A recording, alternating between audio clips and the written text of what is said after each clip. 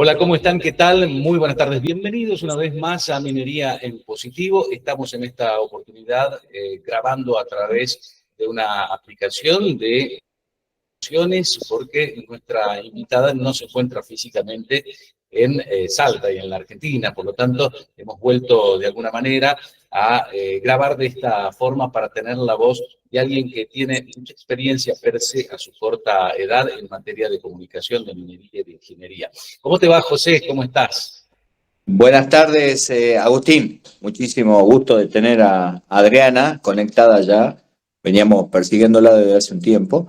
Está ocupada. Ella está hoy en día físicamente en Londres, pero yo quiero comentar un poco cómo nos conocimos con Adriana. Nos conocimos el año pasado en una conferencia en Europa, en Budapest, referente al tema de electromovilidad y baterías, en particular se llamaba baterías de ion litio Europa.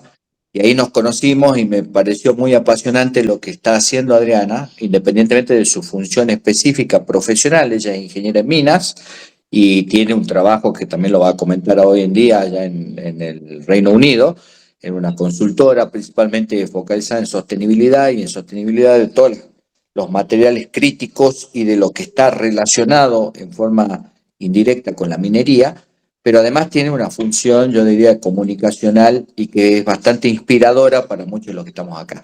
Bienvenida Adriana al programa de Minería en Positivo. Te damos muchas gracias por estar presente y por hablar desde allá, desde la lejanía, a diferente hora también. Muchas gracias, Agustín y José, por la invitación. Y bueno, yo deseando tener una conversación muy agradable con vosotros en Minería en Positivo. Gracias por tu predisposición, por dedicarnos este tiempo, para conocer un poco más también cómo de allá. Pero contanos tus inicios, cómo comenzaste en minería y cómo derivaste también hacia el área de las comunicaciones. Sí, pues gran pregunta. Muchas gracias, Agustín. Bueno, como podéis ver, yo soy bastante jovencita, estoy empezando mi carrera profesional. Llevo 3 años con la misma empresa aquí en Londres y es una consultora que nos dedicamos a la cuantificación del impacto ambiental de productos. Pero nosotros nos enfocamos en las tecnologías bajas en carbono. Mi empresa se llama Minviro. Y es una empresa bastante jovencita, es una empresa con 6 años de actividad y tenemos un alcance global. En mi rol, por así decirlo, está más enfocado a las baterías, de ahí que conociera a José en la conferencia de Budapest que ha mencionado anteriormente. Y básicamente lo que hago es un estudio de las cadenas de valor de estos materiales críticos que se necesitan para las baterías, estudiándolos desde un punto de vista ambiental, desde un punto de vista desde la sostenibilidad. Y tengo muchas cosas interesantes para comentar hoy, así que yo encantada de responder cualquier pregunta. Pero tratar de hacer un poco de docencia en general, porque hay cosas que necesariamente en la comunicación muchas veces presuponemos que el otro interpreta. El tema este es muy interesante porque no todos tienen el concepto de lo que significa una cadena de valor, lo que significa seguir los impactos acumulativos de una cadena hasta llegar a un producto final y cómo eso influencia y cuál es la responsabilidad que tiene hoy en día la minería pensando en la sostenibilidad y cómo se hace un tracking de producto o ciclo de vida de producto. A ver si lo podés comentar de vuelta para que toda la gente interprete cómo funciona definir un ciclo de vida de producto y cómo podemos mejorar nosotros desde la base, nosotros en específico digo porque tenemos minería de litio acá, minería de cobre y otras cosas más, y qué influencia tiene en el producto final y cómo lo miden ustedes, ¿no? Desde Minviro. Pues no es una cosa fácil, puede llegar a ser bastante complicado, depende del producto que estés analizando. Por ejemplo, si estás mirando una batería de un coche eléctrico, por ejemplo, dentro de la batería hay muchos componentes y también hay muchas materias primas. Mucha gente conoce el litio, pero también hay níquel, también hay manganeso, puede haber cobalto. Entonces, es importante conocer cuáles son los impactos al medio ambiente que estos materiales tienen y cuáles son los impactos que acarrean desde desde el principio, desde que son minados. Entonces, esto es lo que sigue la metodología que bien has mencionado, que se llama análisis de ciclo de vida o Life Cycle Assessment en inglés. Básicamente es un análisis del impacto ambiental de un producto a lo largo de todo su ciclo de vida. Es decir, desde que se extraen las materias primas en la minería, ya sea por open pit o por minería de interior, su procesamiento de minerales, todos esos procesos que son requeridos, ya sea flotación para el cobre o a lo mejor un proceso hidrometalúrgico, lo que sea de lixiviación, también esos procesos de refino que suelen ser bastante demandantes en el tema energético. Por ejemplo, para fundir un concentrado de cobre y llegar a un 99,99999% de cobre, que es la máxima ley posible. Sigue todos esos procesos porque a través de ellos se van acumulando esos impactos ambientales. Pero va más allá. El análisis de ciclo de vida no se para en el metal, sino que continúa. Porque una vez tú como usuario estás usando un producto, también hay unos impactos asociados con él. Cuando tú estás conduciendo tu coche eléctrico, generas unos impactos porque tienes que cargar la batería. Esa batería se carga gracias a la red eléctrica de tu país y esa red eléctrica tiene una intensidad de carbono, está generando CO2. También sigue porque la vida de tu batería no acaba en su uso. Habrá algún momento que la batería ya deje de ser funcional. Entonces tendrás que tirarla o tendrás que reciclarla lo más óptimo. Pero es cierto que no siempre es posible. Entonces, estos son los aspectos que esta metodología que yo aplico en mi día a día está considerando. En temas de dióxido de carbono, pero también otro tipo de impactos ambientales que a lo mejor no pueden ser tan obvios para cualquier persona que no sepa. Por ejemplo, el uso de agua, el uso del terreno y este tipo de impactos. El vínculo entre las empresas productoras, desarrolladoras, las organizaciones medioambientales, la comunidad en general respecto de la cuestión del impacto. Pues sí, como has mencionado, esto no es solo una cuestión de la empresa que produce las baterías y ya está. Son unas supply chains, unas cadenas de valor muy complejas con muchos actores. Está el minero, está el que hace el refino, está la persona que lo consume, está el que lo recicla y hay muchas personas involucradas. Y como vosotros sabéis perfectamente, la minería es una actividad que genera un impacto. Hay comunidades afectadas. Entonces, es necesario tener una noción de cuáles son estos impactos para poder intentar mitigarlos o reducirlos de cierta manera. Pero como mencioné, es una cuestión bastante compleja debido a la complejidad de estas cadenas de valor y todos los actores que tienen un rol especial. Es importante tal vez contarle a toda la gente que nos sigue de que este concepto del ciclo de vida del producto es una cosa relativamente nueva y que lo que intenta hacer es que todos concienticemos lo que significa tener algo a disponibilidad, digamos, del consumidor final y que tengamos conciencia de que todo lo que ocurre alrededor nuestro está relacionado con una industria primaria, por ejemplo, el sector minero, pero también todo lo que sigue, ¿no? Porque el cobre se produce en Chile, se produce en Argentina, el níquel se producirá en Papúa Nueva Guinea, en donde sea, tiene que ser transportado, tiene que ser llevado, todo eso tiene una cadena.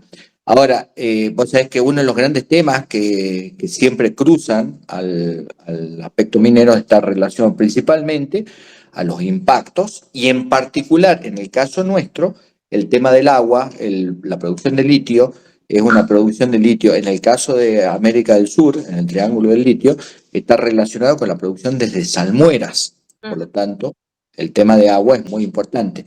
Ustedes hoy en día están creando, porque sé que también trabajás con estándares y están creando estándares en Europa, seguimiento.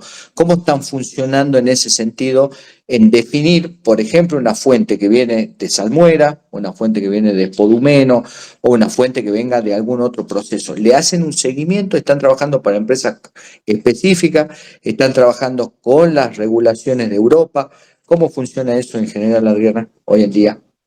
Pues sí, es una muy buena pregunta y también muy compleja, como es este tema, ¿verdad? Y has comentado los impactos del agua, bastante relevantes para la industria del litio, pero también para cualquier sector de la minería, sobre todo, para cualquier commodity, me refiero, perdona. Nosotros, cuando cuantificamos estos impactos ambientales, que como he mencionado antes, no solo están enfocados a los kilogramos de CO2 emitidos, conocido como huella de carbono, también calculamos estos otros impactos como el acceso al agua. Existen muchas metodologías para el tema del agua, pero si quieres, empiezo dando una visión general, porque todos nosotros conocemos los ISO, ¿no? Las normas ISO, que son internacionales, son una norma internacional. Hay una norma internacional aplicada para el Life Cycle Assessment o el análisis de ciclo de vida, que es la 14.040 y la 14.044, y esta es la que mi empresa aplica. ¿Por qué necesitamos estos estándares? Pues necesitamos estos estándares porque si no, cualquier persona haría estos cálculos como bien pudiera y como bien les pareciera, ¿verdad? Entonces necesitamos llegar a un punto en común para poder dar paso a comparaciones. ¿Cómo un productor de litio en Argentina se va a comparar su huella de carbono, en este caso, con un productor de litio en Chile? Si no se sigue la misma metodología y las mismas pautas, eso sería imposible. Entonces, el ISO para el Life Cycle Assessment ayuda, pero no es suficiente. Hay otra serie de normativas que están especializadas en el producto. Por ejemplo, para el grafito empleado en las baterías. Existe una norma llamada el Product Category Rule, es una norma para un producto específico y está basado en el ISO que he comentado antes. Es como un Life Cycle Assessment más específico y más prescriptivo. Y eso es lo que intentamos conseguir para todos los materiales que componen una batería o en general para las materias primas críticas. Esto es una cosa que Europa está intentando promocionar mucho. Yo siempre digo que en Estados Unidos, en Norteamérica, tenéis el dinero, en China tienen la tecnología y en Europa tenemos la regulación. Eso puede ser bueno y malo a la misma vez, porque mucho escrito, poco hecho, pero sin embargo, en lo que viene a el impacto ambiental, la huella de carbono de productos y de materias primas críticas, Europa lo está haciendo relativamente bien, en mi opinión, y está moviéndose. Por mencionar algunas regulaciones, en caso de que a nuestra audiencia sea de interés, está la regulación de baterías, que fue aprobada el año pasado y está empezando a ponerse en fuerza. Existe una declaración de huella de carbono para cada batería producida. Estamos hablando de baterías de ion litio, pero también puede aplicar a otro tipo de baterías más interesantes que están en desarrollo, como las baterías de estado sólido o las baterías de sodio, que son muy comunes. Pero esta regulación lo que está haciendo es regular de cierta manera cómo la gente, cómo estas empresas a lo largo de esta cadena de valor calculan su huella de carbono para que al final podamos ser capaces de comparar huellas de carbono de las baterías que nos llegan de fuera de Europa y también de dentro de Europa. Esto es un ejemplo de regulación aplicada y también otro ejemplo muy interesante, en mi opinión, es el Critical Raw Materials Act de Europa, el cual también obliga a declarar una huella de impacto ambiental. Como podéis observar, aquí ya no simplemente hablo de huella de carbono, sino huella ambiental. Aquí están abriendo la mira, porque cuando nosotros hablamos de sostenibilidad, de impacto ambiental, no es solo CO2. Y un buen ejemplo es el que tú has puesto, José, antes. En el litio, uno de los mayores quebraderos de cabeza está en el agua. Entonces, el Critical Raw Materials Act de Europa está intentando ver cuáles son los conocidos hotspots en tu impacto de tu producto y las empresas tendrán que hacer esa declaración. otra vez nos metemos en el embrollo de estas cadenas de valor muy largas, muy complejas, por lo que no es una respuesta, no es una... No es un trabajo simple, digamos, sin lugar a dudas. Adriana, en cuanto justamente de la exigencia por parte de la legislación europea de una trazabilidad respecto del origen de lo que tiene que ver con las materias primas, cómo llega producto industrial, ¿cuál es la autocrítica que hacen los países desarrollados del primer mundo, que son los que generan mayor huella de carbono en el planeta, ¿no? Es decir, cuáles se imponen al momento de hacer una exigencia a un país productor tercermundista, que puede ser en África, que puede ser en Sudamérica, cuando el verdadero contaminante está más desarrollado, ¿no? Que son los que generan mayor huella de carbono. Pues esa es una gran pregunta, José. Si tú tienes algo que aportar, por favor, siéntete libre e interrúmpeme. Sí, no te preocupes, yo voy a mechear con algo. Sí, pero yo solo te iba a comentar una cosa, Adriana. Recordá que cuando comentaron y comentaste el tema de en Europa regulaciones, en China tecnología, en Estados Unidos el dinero, en América Latina y en África están los recursos. Así que Cierto. eso hay que sumarlo, digamos, porque si no nos quedamos fuera del mundo en Eso general. es cierto, eso es muy cierto. Sí, y hubo un ejemplo hacia las relaciones internacionales, ¿no? en esta materia.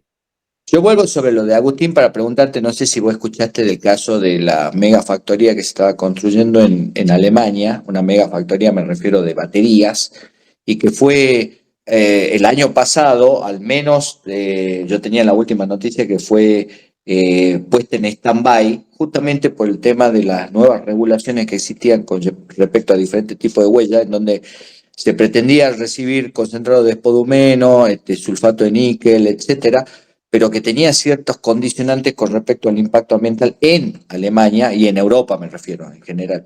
Y eso quedó stand-by. Yo no sé cómo están los avances hoy en día o si se ralentizan por este tipo de regulaciones con respecto a la adopción de la electromovilidad, en particular en Europa. ¿Cómo lo estás viendo vos eso, Adriana? Pues desde mi punto de vista, las regulaciones son buenas, pero también tardan bastante. Hoy en día aún no están establecidos esos límites de huella de carbono que no se pueden traspasar en el caso de las baterías. Y quizás no estén establecidos hasta que haya un poco más de rodadura y se entienda cuál es la huella de carbono que se puede utilizar como un benchmark. Entonces, es cierto que las regulaciones pueden ayudar, pero como tú has mencionado, a veces ralentizan las cosas. Pero volviendo al punto de Agustín, que es muy interesante, otra vez relacionado con estas largas y complejas cadenas de valor, me gustaría hacer un pequeño hincapié en lo conocido como Digital Product Passport o pasaporte digital de producto, que es muy sonado hoy en día, es muy sonado. ¿Y qué es esto? En el caso de las baterías, ya que estamos hablando de baterías y es mi especialidad, es lo que se conoce como el pasaporte de baterías, ¿vale? Pero en realidad la terminología para referirte a este tipo de elemento que ahora explicaré es el Digital Product Passport en inglés. Esto es un concepto que Europa quiere instaurar para 2027, no solo para baterías y materias primas críticas, sino también para otro tipo de productos como textiles, que también están sujetos a bastante impacto ambiental, para plásticos, para detergentes, para muchos tipos de producto. Y esto es interesante porque ¿qué es un pasaporte de producto digital? ¿Qué es esto? Pues esto es lo que se conoce como Digital Twin. Para aquellos que conocen un poquito qué es esto, es básicamente mantener en la nube toda la información de un producto. Es decir, si yo el día de mañana me compro mi coche eléctrico, en mi batería seré capaz de encontrar un código QR o similar a través del cual pueda acceder a toda la información de técnica, toda la información de la performance de la batería y toda la información de sostenibilidad en materia ambiental y también social, lo cual debe de ser cuantificado y debe de ser cuantificado siguiendo los estándares que tanto hincapié he dado al principio de la discusión. Pero esto es muy positivo porque nos va a permitir tener esa conectividad entre todos los actores de la cadena de suministro. ¿Esto es algo fácil de hacer? Otra vez, la respuesta es no. Es muy complicado porque lo que suele pasar, y es un poco irónico, todos los actores de la cadena de suministro de cualquier producto suelen no estar muy contentos compartiendo los datos por temas de confidencialidad, por temas de propiedad intelectual, lo que sea. Pero nos tenemos que hacer ese cambio de chip, tenemos que hacer ese cambio de mentalidad, porque si queremos tener toda esta información en nuestras manos, dependemos de este compartir, el compartir. Claro, de la apertura de la información y la sociabilización de la información, si no, no logramos mucho. Sí, sí. Agustín, ¿querés comentar algo? ¿Comentarle algo? Bueno, no, principalmente, perdón, me interesa saber cómo afecta el contexto internacional, precisamente, con Rusia y Ucrania desde hace un par de años esta parte, la crisis en Medio Oriente nuevamente entre Israel y Palestina. ¿Qué efectos tiene en precisamente la industria minera y la industria del desarrollo de baterías? Porque hay una guerra comercial a gran escala entre principalmente Estados Unidos, pero en medio un montón de proveedores, de desarrolladores y de industrias que seguramente buscan ver cómo se van acomodando en el contexto internacional. Me gustaría saber cuál es el panorama que tenés vos y qué es lo que ves a futuro respecto de esta situación internacional en particular. Sí, es una situación bastante complicada, me atrevería a decir. Tampoco me quiero meter en temas de geopolítica porque no soy experta. Te podría dar mi opinión, pero la verdad que preferiría mantenerme al margen, si te parece bien. Lo que queremos es conocer, porque esto se trata de justamente mostrar la minería en positivo, y vos haces un trabajo y has creado un trabajo junto con otros actores, principalmente en España, que me gustaría que comentes sobre todo lo que significa minería es más. Esa actividad me parece muy interesante y habla también sobre tu entusiasmo, que ya lo conocemos, ya lo vemos, etcétera, y que trae mucho para la minería y sobre todo allá en España, ¿no? Para que también nos comentes un poco lo que significa minería es más y la nueva perspectiva que puede haber la minería en España. Sí, perfecto. Pues Minería es Más es una asociación que está registrada en España. Tenemos 4 o 5 años haciendo este trabajillo. Somos una organización sin ánimo de lucro y estamos compuestos por jóvenes profesionales de la minería principalmente, porque nuestro principal cometido es diseminar y comunicar la buena cara y también la mala cara de la minería. Queremos aportar una visión real. Entonces, nuestra audiencia, la mayoría está en España, pero también tenemos muchos seguidores de Latinoamérica, debido a la facilidad de hablar el mismo idioma, básicamente. Y es muy interesante porque hacemos muchas actividades con Women in Mining Spain, por ejemplo, con institutos, con universidades, con el objetivo de divulgar sobre la minería. Sobre todo en España, se está empezando a hablar mucho sobre la minería, sobre todo la minería del cobre en el sur. Está habiendo mucha exploración en los últimos 2 años. También se está hablando mucho de proyectos un poquito más conflictivos como tierras raras, uranio. Y entonces nosotros desde Minería es Más queremos dar a conocer al público en general que las cosas no son solo como las pinta la compañía o solo como lo pintan los ecologistas, por ejemplo. Queremos decir que existe una versión basada en ingeniería, en conceptos científicos que puede ser en todo el mundo. Una de las cosas que hacemos desde Minerías Más es hacer una revista cuatrimestral. La revista se llama Más Minería y en ella publicamos artículos científicos y también publicamos entrevistas. Las entrevistas que hacemos son a profesionales del sector de la minería, pero no solo ello. También tenemos entrevistas, por ejemplo, a cirujanos, porque ellos reconocen la importancia de las materias primas en su día a día. Por ejemplo, para prótesis o para el instrumentario que utilizan.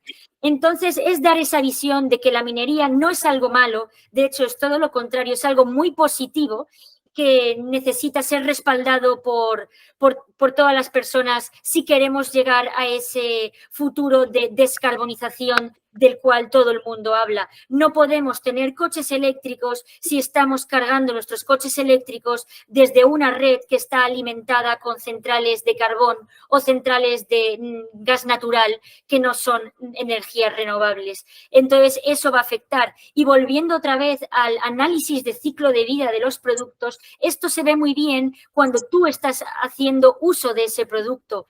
¿Hay impactos cuando tú minas el mineral? Sí, pero esos impactos son menores que cuando tú estás utilizando el producto. Depende de cómo lo estés utilizando y cómo lo estés cargando, en este caso para las baterías. Pues mirad, esta es la página web que tenemos y aquí podéis encontrar más información sobre la asociación y sobre nuestro proyecto. Tenemos puestas aquí las actividades que hacemos, como por ejemplo la revista que os comentaba, colaboraciones que tenemos con estas otras asociaciones, otras instituciones como universidades y demás. Y aquí podéis encontrar qué asociaciones nos apoyan y también con cuáles colaboramos más de vez en cuando. También os animo a que miréis cuáles son nuestras actividades, nuestras colaboraciones, también nuestras redes sociales, así como que nos conozcáis a todo el equipo y si queréis participar, pues me enviáis un mensaje a través de mi LinkedIn. Y aquí tenéis acceso a nuestras revistas. Nosotros estamos encantados de aceptar más gente que quiera colaborar con nosotros. Tal vez podemos traer la misma idea para Latinoamérica y hacerlo extensivo y participar todos en conjunto, porque es el mismo sentido lógico de lo que estamos tratando de hacer en general, ¿no? Sí, efectivamente. La asociación es de ámbito nacional, pero nosotros tenemos muchísima audiencia de Latinoamérica, tenemos a muchos chilenos que nos están escuchando, también tenemos un podcast, tenemos canales de redes sociales y bueno, todo el mundo colabora y todo el mundo tenemos el mismo cometido. ¿Cuál es el interés de la gente que no es del sector, ¿no? Comienza a conocer más acerca de minería, hacerle la información así, ¿no? De manera mucho más rápida y personalizada. El ciudadano común, digo, el vecino, ¿se involucra en temas de minería? ¿Notas que hay un cambio sí, energético? efectivamente, no solo por el cambio a energías renovables, ¿no? Por el tema de los paneles solares o los molinos de viento, sino también por el tema de las materias primas que comenté antes, que estas materias primas las usamos en nuestro día a día. La pasta de dientes, por ejemplo, el detergente. Todo ello necesita de una extracción de recursos minerales y para ello se necesita minería.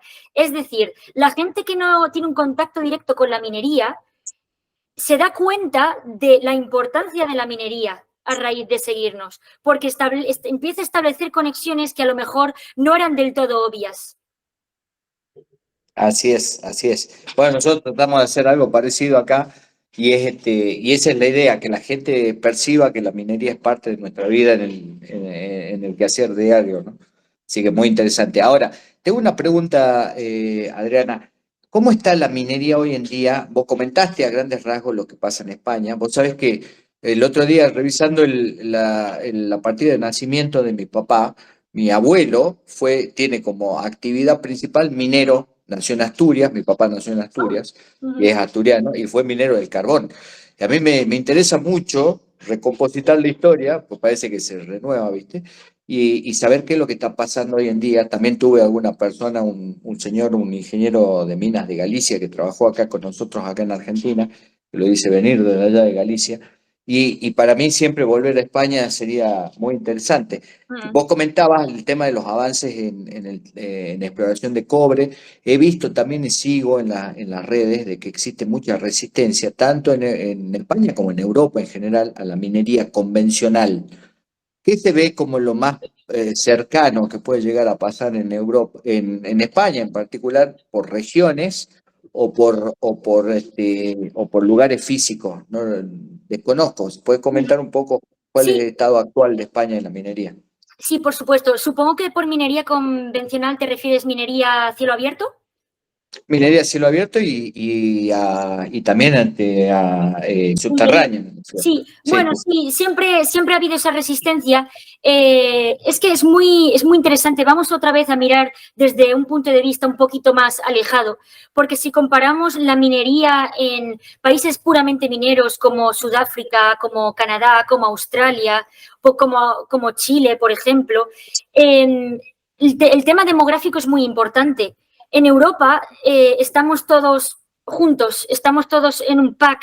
Entonces, por eso es tan complicado abrir una mina y tener un apoyo social, porque es muy probable que tengas que desalojar a ciertas personas de sus casas. Por ejemplo, esto pasó con una mina de hierro en Suecia, Kiruna, que tuvieron que desplazar todo el pueblo. Y esto no es un caso aislado, esto ha pasado mucho en otros países de Europa, por ejemplo, en Alemania, cuando estaban con la época del carbón.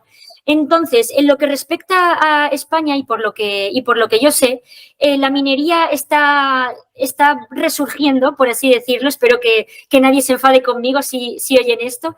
La minería está resurgiendo. La minería de Asturias, típica del carbón, ya no se lleva, por así decirlo. Sin embargo, esos depósitos de oro que se estaban extrayendo están volviendo a resurgir. Hay compañías que están volviendo a explorar, que están volviendo a proponer otros nuevos métodos de exploración de explotación que sean más viables y más respetuosos con el medio ambiente. Estoy hablando de métodos de explotación, pero también esto lleva consigo otros métodos de procesado de minerales con químicos que no sean tan agresivos como el medio ambiente, con mayor eficiencia energética, con menor uso de agua. Todo esto son factores que se tienen que considerar y son factores que, a mi parecer, la minería hoy en día en España sí que está considerando. También en minería, como comenté, del cobre en el sur de España está prosperando bastante bien, por lo que yo sé.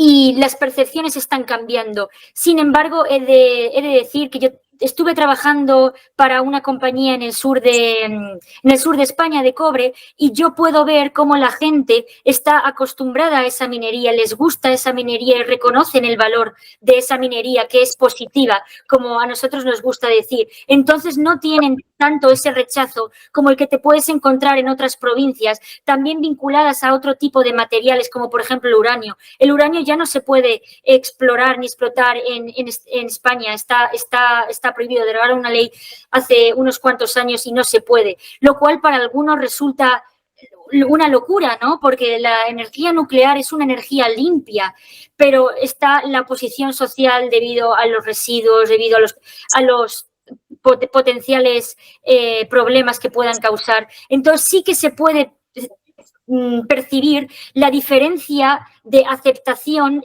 en el ámbito de España dependiendo de la región en donde estés. ¿Cómo son los plazos, Adriana, que está manejando Europa en general de la transición energética, fundamentalmente en el sector automotriz? ¿Cuándo se puede pensar en un automóvil 100% eléctrico?